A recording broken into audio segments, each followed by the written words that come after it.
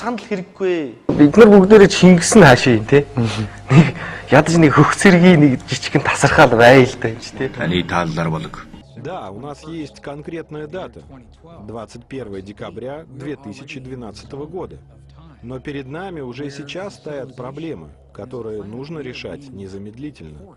Ибо только благодаря им произойдет величайшая перемена в истории. Зөвхөн судлаач дэлхийн эрдэмтэд ийм байр суурийг барьж байгаа юм байна. Энэ тэгээд үнэн юм уу?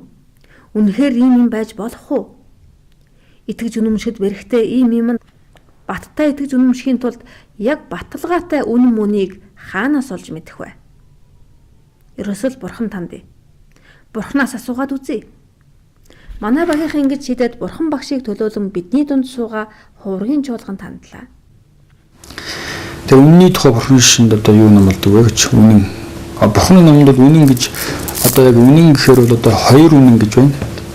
За тэрийг бол ингээ орчих. Бурханы ном бол дөрвөн үнэн гэж байгаа шүү. Бурхан бол энэ бүх амьтанд дөрвөн үнний талын таниулах бурханы ном бол most хамгийн их дөрвөн үнэн гэж. Тэр нь болохоор зовлон үнэн гэж байгаа. Тэгээ зовлонгийн шалтгаан одоо үнэн.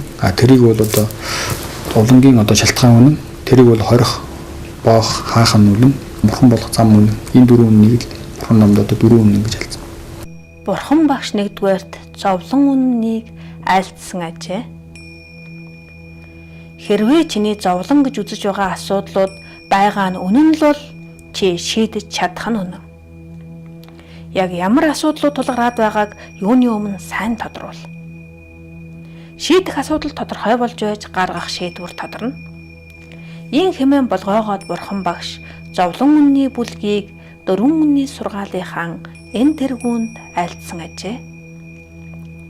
Бурхан багшийн сургасан зовлон үнний мөрөөр орж хүн төрлөختний өмнө яг одоо ямар асуудлууд тулгамдаад байгааг дараах байдлаар тодрууллаа.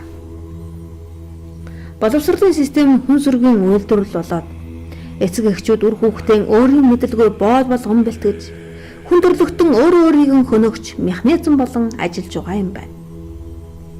Хоол хүнс эм тариа нь хор болоод эргээд өөрсдийг нь хөнөөдөг болж улс төрийн үзэл санаанд цааш явах явцгүй болоод мухардалд орж эдийн засгийн хөшүүргээр хөдлөх хүн төрлөختөн ямар ч хяналт жолоодлогогүйгээр мөхрийн зүгт уралдах болж цаг наргүй уралдах энэ л уралдаан олон хямрал суйрал өлсгөлэн ядуурал аюулгам шиг араараасаа дагуулan тал талын аюулд хашигдсан хүн төрлөختөн тэвдэн ядан байхад мөн дээрээс нь хожмын хэдэн мянган үеийн хөнөөх цөмийн хаягдлууд өдөр өдрөөр хуримтлагдсаар гэвч өнөөдрийг хүртэл найдвартай хадгалах газраа олоогүй л байна.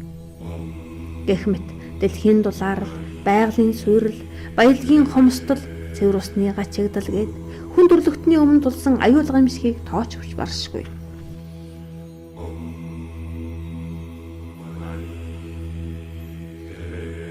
Гэвч энэ бүгдээс сүрдэх хэрэггүй. Хэрвээ чи танигл биш бол үр дагавартай ноцолдоод нэмэргүйг мэдэх л үстэй. Ийм хэмээн болгоогоод бурхан багш зовлонгийн шалтгаан үнний бүлгийг удаад нь айлтжээ. Нэрээч үерийн ус нэвчин орох сувгийг хаалгүйгээр садран орж ирэх их усыг шавховч яахан барагдах билээ.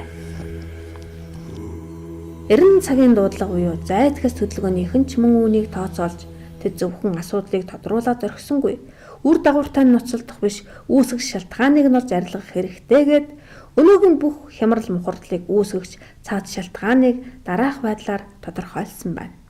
Нэгдүгээрт хончин эзэнд итгэх хонин сүргийн ойлголтод суурилсан шашны үзэл санаа өнөөгийн бүх мухардлын цаад үндсэн шалтгаан нь гэнэ.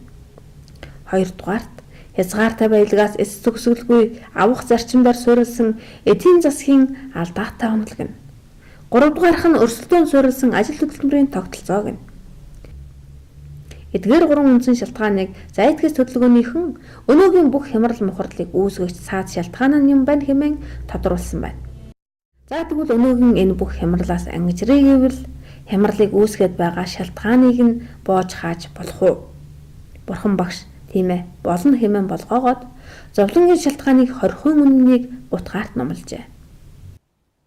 Хэрвээ тийм бол ямар арга замаар аюул гамшигыг хааж алтан зуунд хүрэх вэ гэж цааш сонирхтол бурхан багш зовлонгоос ангижрах мөрийн үнэнийг 4-р номлжээ. Агуу үндэсний залгамж халаа ард түмэн та бидний сонголт мэргэн байгээ.